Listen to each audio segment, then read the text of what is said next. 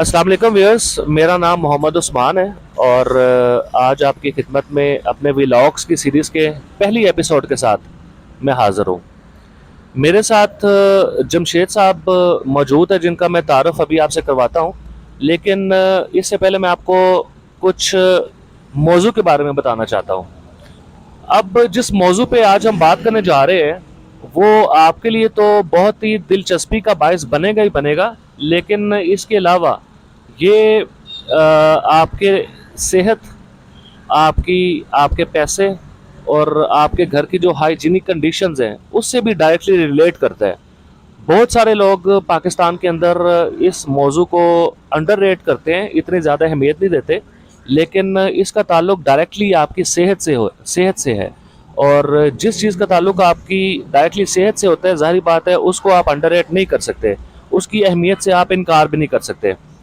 तो मैं बात कर रहा हूँ आज पेस्ट मैनेजमेंट के हवाले से। पेस्ट मैनेजमेंट हमारा आज का मौजू होगा। इसके जितने भी इंडस्ट्री के एक्सपर्ट्स हैं उनके क्या व्यूज़ हैं इसके बारे में हम आपको आने वाले व्लॉग्स की सीरीज़ में आपको डिटेल्ड इन्फॉर्मेशन देंगे। जो मौजूदा लोग इस इंडस्ट्री के अंदर डीलर हजरात हैं जो पूरे पाकिस्तान के अंदर इंक्लूडिंग लाहौर, उनके बारे में भी आपको इन्फॉर्मेशन देंगे और वो काम कैसे कर रहे हैं उसके बारे में भी आपको डिटेल्ड इन्फॉर्मेशन हर आने वाली नई एपिसोड के अंदर हम आपको इसके बारे में आगाह रखेंगे। तो आज सबसे पहले मैं आपको ये बताना चाह रहा हूँ कि ये जो पेस्ट कंट्रोल है ये बेसिकली होता क्या है एक आम हाउस होल्ड के अंदर। क्योंकि ये टॉपिक, जैसे आपको मैंने इसकी अहमियत का पहले भी बताया था, डायरेक्टली सेहत से रिलेटेड है और इसलिए दिलचस्प भी है। इसलिए एक आम घर में पाए जाने वाले जितने भी पेस्ट होते हैं जिनका कंट्रोल बहुत ज़रूरी होता है, उनमें मक्खी, मच्छर, कॉकरोच, आजकल डेंगू का भी सीज़न ऑन है। सीज़न ऑन से मुराद ये है कि डेंगू अपना सर उठाने की कोशिश कर रहा है और हुकूमती सतह पे भी इसके इक़दामात बिल्कुल हो रहे होंगे, लेकिन जो लोग इंडस्ट्री में इसके सर्विसेज दे रहे हैं, इसके केमिकल सेल कर रहे हैं, उनसे भी तारुफ आपका बहुत ज़रूरी है। तो आज हम जो बात करेंगे, चलें डेंगू पे बात कर लेते हैं आज, क्योंकि आजकल जो डेंगू है उसने सर उठाया हुआ है। तो जमशेद भाई, कैसे हैं आप? अस्सलाम वालेकुम। वालेकुम सलाम। अल्हम्दुलिल्लाह। उस्मान भाई, आप सुनाएं कैसे हैं? अल्हम्दुलिल्लाह बेहतरीन, अल्लाह ताला का बहुत करम है। बाकायदा आपसे थोड़ी इन्फॉर्मेशन लेने से पहले मैं चाह रहा हूँ कि आपसे एक इस्लामी सवाल भी कर लूँ, बीइंग मुस्लिम, क्योंकि अल्हम्दुलिल्लाह आप मुसलमान हैं और इंटरेस्ट को कायम रखने के लिए एक तो हम दीन के हवाले से भी एक आधी बात कर लिया करेंगे ताकि अवेयरनेस भी क्रिएट हो, और अगर हम लोगों के भले की बात करें यहाँ पे as far as pest management is concerned, तो उनको इससे फ़ायदा भी मिलता रहेगा और अल्लाह ताला हमें भी सवाब से जो है वो फरमाए। अच्छा, मुझे ये बताएं कि ये जो नमाज पढ़ते हैं हम, नमाज के आखिर में दरूद इब्राहीम तक आपने नमाज पढ़ ली है, तो उसके बाद जो दुआ मांगी जाती है सुन्नत के मुताबिक, वैसे तो ज़्यादातर हजरात तो रब्बी जालनी मकीम वो वाली दुआ पढ़ते हैं, जो कि बिल्कुल ठीक है, कोई दोराहा नहीं है, कबूलियत है, साबित है, वो दुआ पढ़ी जाती है, पढ़नी भी चाहिए। लेकिन सुन्नत रसूल के मुताबिक सल्लल्लाहु अलैहि वसल्लम 4 चीज़ें ऐसी हैं जिनके शर से पनाह मांगी गई है। उन 4 चीज़ों का आपको इल्म है?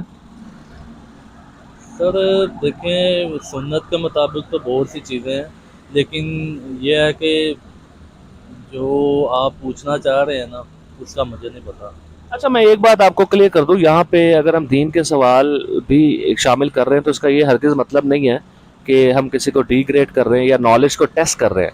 ये मकसद नहीं है। मकसद ये है कि अवेयरनेस, अगर आपको नहीं भी आती, मुझे भी नहीं आती थी, आज से 2 साल पहले वो मुझे भी नहीं आती थी, मुझे भी नहीं पता था चीज़ों का, लेकिन आस्ता आस्ता रिसर्च करके, क्योंकि अल्लाह ताला का भी हुक्म है कि रिसर्च करें, अपने दीन को पुख्ता करें, तो उस कोशिश में मैं भी हूँ। तो इंशाल्लाह ताला आप भी इस कोशिश में ही होंगे।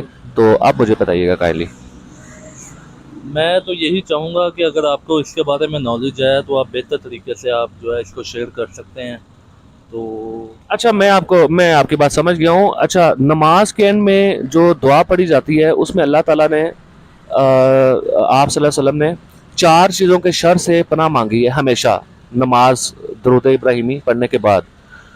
मैं दुआ पढ़ के आपको सुना देता हूँ। अल्लाहुम्मा इन्नी आउज़ु बिका मिनल अज़ाबी जहन्नम वमिन अज़ाबिल कब्र वमिन फितनतिल महया वल ममात वमिन शर्रि फितनतिल मसीह दज्जाल।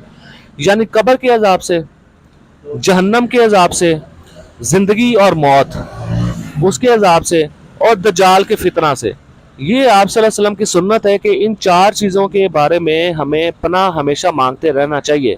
ये दुआ हमारी नमाज में लाजमी शामिल होनी चाहिए। उसके बाद आप रब्बी जालनी पढ़ लें, और भी दुआ पढ़ लें, कोई भी शामिल कर लें, वो तो नमाज खुद बजाते खुद एक दुआ है, तो वो तो हमारे अजर में इजाफा करेगा अल्लाह ताला। चले back to the topic, dengue के हवाले से बात करनी थी। तो जमशेद भाई, डेंगू आप इस वक्त, मैं इनकी लोकेशन के बारे में थोड़ा सा व्यूवर्स आपको बताता चलूँ। लाहौर के एरिया पेल की जो फैक्ट्री है, जिसको हम कैंची स्टॉप कहते हैं, कैंची मार्केट कहते हैं, वहाँ पे एम अब्बास ज़रई कारपोरेशन के नाम से ये साहब जमशेद भाई पिछले कितने सालों से काम करें बॉस? तकरीबन 8 साल हो गए हैं। तकरीबन 8 साल से इसी फील्ड के अंदर हैं।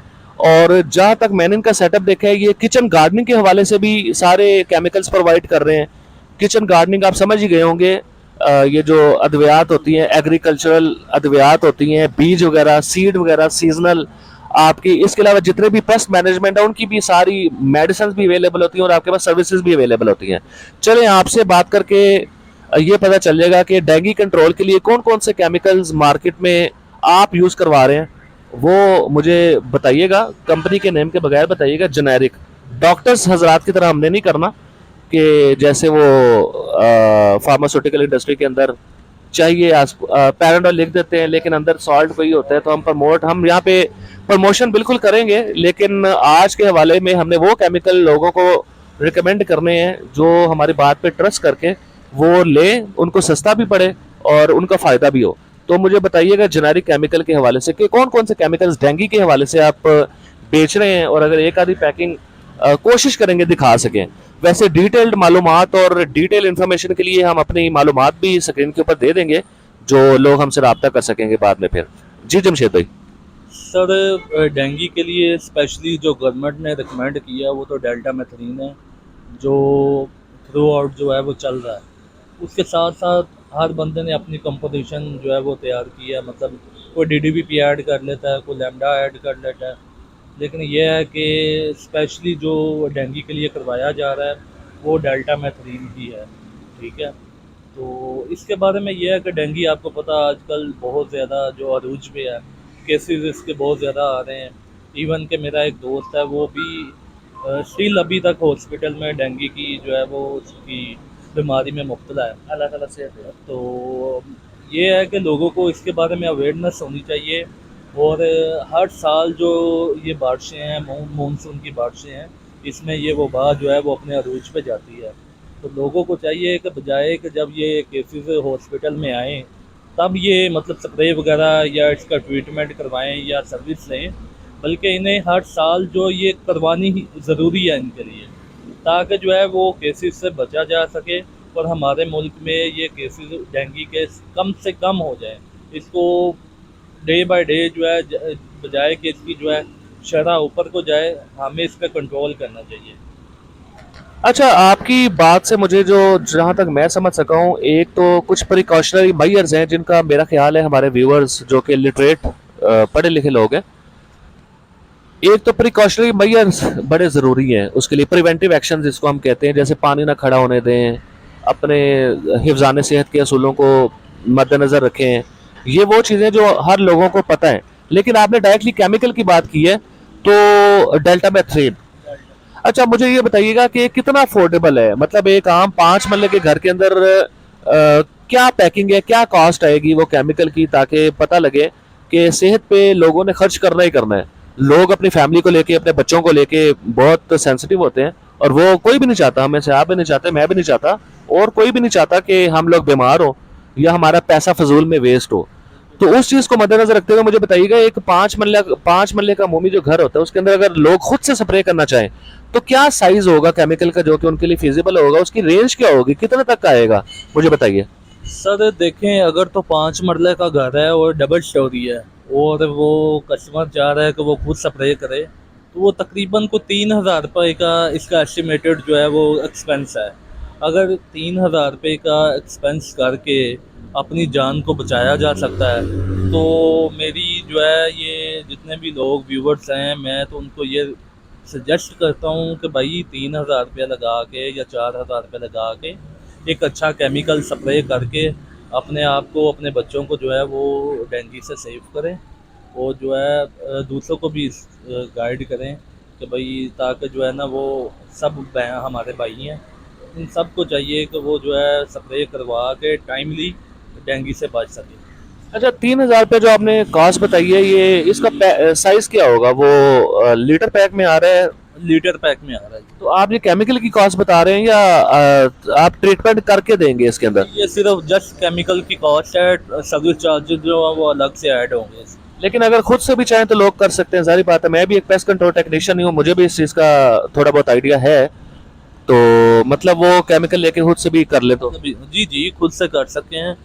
اس میں کوئی جو ہے نا وہ کوئی راکٹ سائنس نہیں ہے کہ آپ نے کسی جو ہے وہ کسی اور بندے سے ہی کروانا ہے یا کسی کمپنی سے ہی کروانا ہے، آپ خود بھی جو ہے اس کو گھر میں اپلائی کر سکتے ہیں۔ چھوٹے گھروں کے لیے تو آسانی ہے، آسانی سے وہ کر سکتے ہیں، لیکن یہ ہے کہ جو فیکٹری ایریاز ہیں یا بڑے گھر ہیں جہاں پہ پرابلمز ہیں، بڑی مشینوں سے کام کیا جاتا ہے، انہیں چاہیے کہ وہ کمپنی کو ریکمینڈ کریں، کمپنی ان کو اچھے طریقے سے کام کر سکے ان کا، اور تاکہ جو ہے کہ وہ بھی سیٹسفائیڈ ہوں اور انہیں پتہ ہو کہ ہم نے جو ہے وہ کمپنی سے کام کروایا، اور پروفیشنل لوگ جو ہیں وہ سرچ کرنے چاہیے تاکہ جو ہے کہ کام کروانے والے بھی مطمئن ہوں، وہ کام کرنے والے جو ہیں وہ بھی۔ چلیں، یہ آپ نے بڑی اچھی بات کی ہے کہ کسی پروفیشنل مطلب ڈیلر کو یا پروفیشنل جو ٹیکنیشین ہے اس سے ہی ہمیں کروانا چاہیے۔ یہ الگ سے ہمارا ایک ٹاپک ہے جس کے اوپر ہم آئندہ آنے والے ولاگ کے اندر ضرور بات کریں گے، لیکن ابھی آپ کی بات کو اگر میں سم اپ کرتا ہوں تو آپ نے یہ میسج دیا ہے ہمارے ویورز کو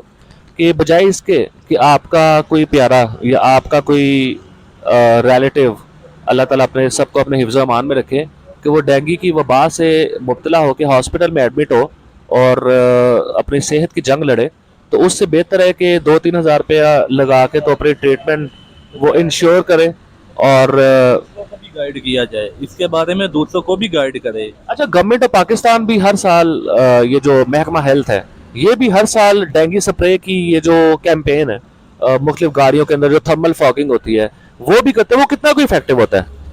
سر وہ ٹیمپریری ہے، مطلب کہ وہ جیسے دھواں دھویں دار سپرے کرتے ہیں وہ وقتی طور پہ تو اس کا اثر ہوتا ہے، لیکن لانگ ٹرم جو ہے وہ اس کا کوئی بینیفٹ نہیں ہے، ٹھیک ہے۔ یا تو گورنمنٹ کو چاہیے کہ کوئی ایسا سپرے یا کریں جس سے جو ہے کہ وہ لوگ لانگ ٹرم جو ہے نا اس سے بینیفٹ ہو۔ اچھا، آپ کے کہنے کا مقصد یہ ہے کہ جو گورنمنٹ لیول پہ جو ڈینگی کی ادویات یوز ہو رہی ہیں وہ صرف آؤٹ ڈور تک کے لیے، وہ آپ یہ کہنا چاہ رہے ہیں آؤٹ ڈور تک کے لیے وہ افیکٹو ہے اور ان ڈور لوگوں کو خود ٹریٹمنٹ اس کی خود پین لینی پڑے گی؟ پڑی ڈیفینیٹلی جی، وہ جو گورنمنٹ کر رہی ہے تو وہ آپ کو پتہ ہے ایک دھویں دار سپرے ہے، وہ آپ اپنے انڈور تو کروا نہیں سکتے۔ بہت سے لوگ ہماری معاشرے میں ایسے ہیں جنہیں سانس کا پرابلم ہے یا کسی اور چیز کی اریٹیشن ہے، تو دھویں دار سپرے جو ہے وہ انہیں ڈسٹرب کرتا ہے اس معاملے میں۔ اچھا، ایک عام پریکٹس میرے ذہن میں مختلف سوالات آ رہے ہیں جمشید بھائی، آپ جو کہ اس فیلڈ میں کافی عرصے سے کام بھی کر رہے ہیں اور آپ ایک پیسٹ کنٹرول ٹیکنیشین بھی ہیں، لوگ کرتے ہی ہوں کہ مالی حضرات جو ان کے گھروں میں جو کچن گارڈننگ سنبھال رہے ہوتے ہیں، ان کے پودے یہ وہ سارا سنبھال رہے ہوتے ہیں، ان سے بھی سم ٹائمز سپرے کروا رہے ہوتے ہیں وداؤٹ گیٹنگ اینی نالج کہ وہ کیا کر رہے ہیں کیا نہیں کر رہے، تو مالی حضرات یہ جو کیمیکل وغیرہ لے کے دیتے ہیں تو وہ کہاں تک، کس حد تک وہ مطلب پریکٹس صحیح ہے؟ دیکھیں، مالی حضرات کا جو پریکٹس ہے ان کی سپرے کرنے کی، وہ پودوں کی حد تک تو ٹھیک ہے، اگر وہ پودوں پہ سپرے کرتے ہیں، کیونکہ مالی حضرات کا جو لنک ہے وہ پودوں کے ساتھ ہی ہے۔ تو باقی جو انڈور سپریز ہیں جیسے ڈینگی کے لیے ہے یا آپ ٹرمائٹ کے لیے کرواتے ہیں یا کاکروچز کا کرواتے ہیں، تو وہ ہمیں جو ہے نا پروفیشنل لوگ جو اس چیز کو ٹریٹ کرتے ہیں، اس چیز سے کنسرن کرتے ہیں، ان سے ہی ٹریٹمنٹ لینا چاہیے، بجائے کہ ہم مالی حضرات سے وہ سپرے کروائیں اور ان کو نہ اس کی ڈوزز کا پتہ ہے کہ بھائی کتنا کیمیکل کتنے پانی میں ہم نے ڈیلیوٹ کر کے اس کو سپرے کرنا ہے اور کیسے کرنا ہے، ٹھیک ہے۔ تو اس کے لیے، کیونکہ یہ انسانی زندگی کے لیے جو آپ کو پتہ ہے زہر ہے تو موزر بھی ہے، تو انہیں چاہیے کہ یہ پروفیشنل لوگ جو ہے وہ فائنڈ کریں. ہم ماشاء اللہ سے ہمارے نیٹ پہ بھی بہت سے پروفیشنل لوگ ہیں، بہت اچھی اچھی کمپنیز ہیں، ان سے یہ رجوع کریں، ان کو جو یہ بلا کے جو ہے کہ وزٹ کروائیں. وزٹ کروانے کے بعد ان کی جو ہے رہنمائی میں ان کی خدمات لیں اور اس سے فائدہ حاصل کریں. اور جو مالی حضرات ہیں وہ ٹھیک ہے، پودوں کے لیے تو بیسٹ ہیں، وہ مطلب کہ پنیریاں لگانے کے لیے یا پودوں کی دیکھ بھال کے لیے جو کام ان کا ہے وہ ان سے ہی کروانا چاہیے. فائن. چلیں، جہاں تک اب آپ کی میں بات سمجھاؤں وہ یہ ہے ویورز کے اچھے کیمیکلز، اچھی کمپنی، انہیں سے آپ کیمیکل لے کے کام کروائیں گے یا خود کیمیکل لے کے کام کریں گے تو اس چیز کی تو گارنٹی ہوتی ہے کہ آپ نے پرچیزنگ اور اپنا پیسہ جو ہے وہ صحیح انویسٹ کیا ہے. اگر آپ کوئی نالج رکھے بغیر یہ کام کروا لیتے ہیں تو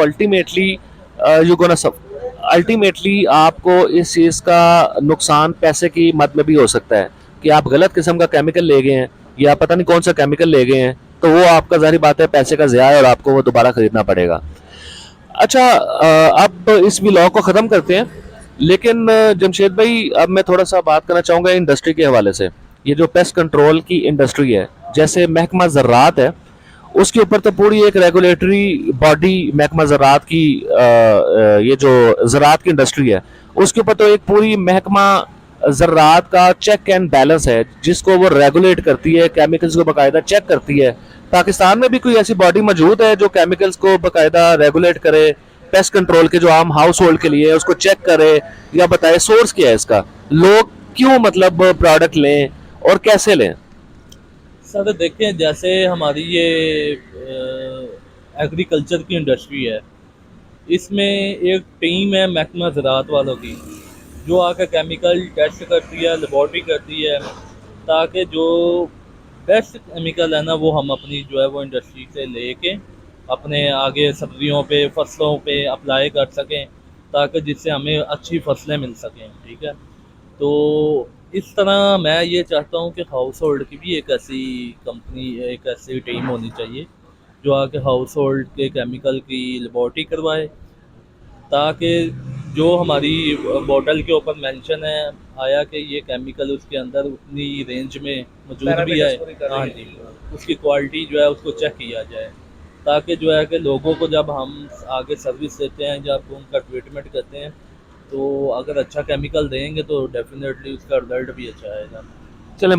چلیں بہت شکریہ جمشید بھائی. چلیں آج کے اس ولاگ کا اختتام کرتے ہیں.